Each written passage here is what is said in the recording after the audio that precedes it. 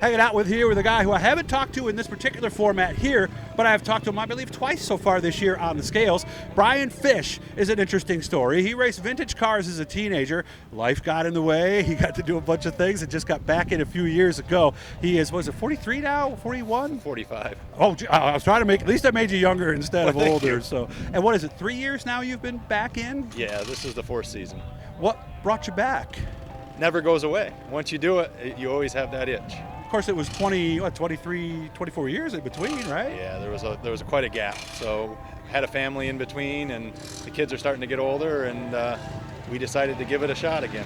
In this story, I'm glad Brian says it, because this is one of the more common stories that I run into is life getting in the way. So how old are the kids now, Brian?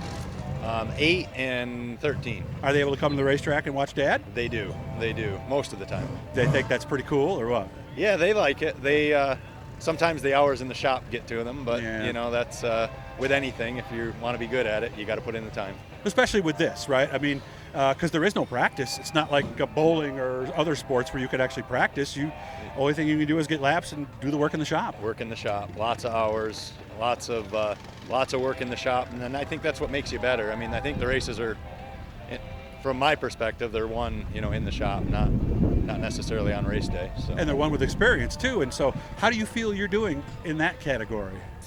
So we're gaining. This is all new to us this year. We'd never been on Hoosier tires, so that was. Oh, you were Woodhull?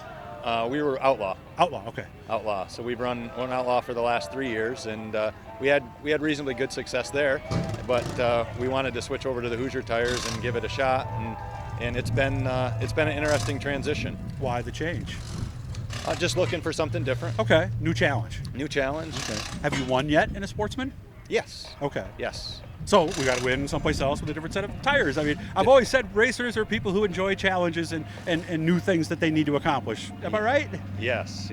Last year was a good year for us. We picked up the track championship at Outlaw. Nice. Last season, so that was a lot of fun. But we just decided, just on a whim, to mix it up this year and switch over to the Hoosier and give it a shot. And it's been a bit of a challenge for us. Remember, like and subscribe, guys. Subscribing doesn't cost you any money. All it does is let you know when we put up something new. So I've seen you across the scales with some wins. When is that going to turn over to wins in the future, do you think?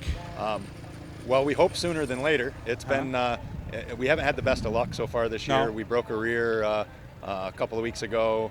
The very next race, we broke a shock tower. So it's been a whole series of things. We've been struggling a little bit to get a hold of the slick track on the Hoosier tire, so a lot different than the American Racer. A lot of people have told me the learning curve's a little steeper on the Hoosiers, especially with the New York State slick type conditions, right? Yeah, so the central New York area seems to be much more slick than the southern tier. Mm-hmm. The clay is different up here, and it seems to just start the night in slippery, where in the southern tier tracks they seem to hold a bite throughout the night. Yeah. Slippery down there doesn't hold a candle to what slippery is up here. And you're racing against the caliber of competition here is pretty stout. So Yeah. How are we adjusting to the track? Because this couldn't be any more different than Outlaw, could it? it's a lot different than Outlaw, a lot bigger. Like it so far. Okay. It's all good if I could just get a hold of it. Is there one part of the track that you tend to have a little more trouble with than others? I'd been struggling through 1 and 2. Okay. 3 and 4 were pretty good, and I think we're making strides in 1 and 2, and hopefully we can put it all together here one of these nights. Are you just searching for your mark or the right line through there, or what? I think it's been a combination of everything. I mean, we've been trying different setups, and trying to get the gear right, trying to get the setup right, and it's just, I think it's been everything put together has made it more challenging than I had anticipated that it would be. Now, what do you do for a living? Were you working the last 4 months or so, or were you laid off, or? No, I work at Cornell University. Really? Yep. At doing what? Facilities work, so Okay. Capital planning and Jack of all trades, basically, right? Yeah. Okay. Yeah.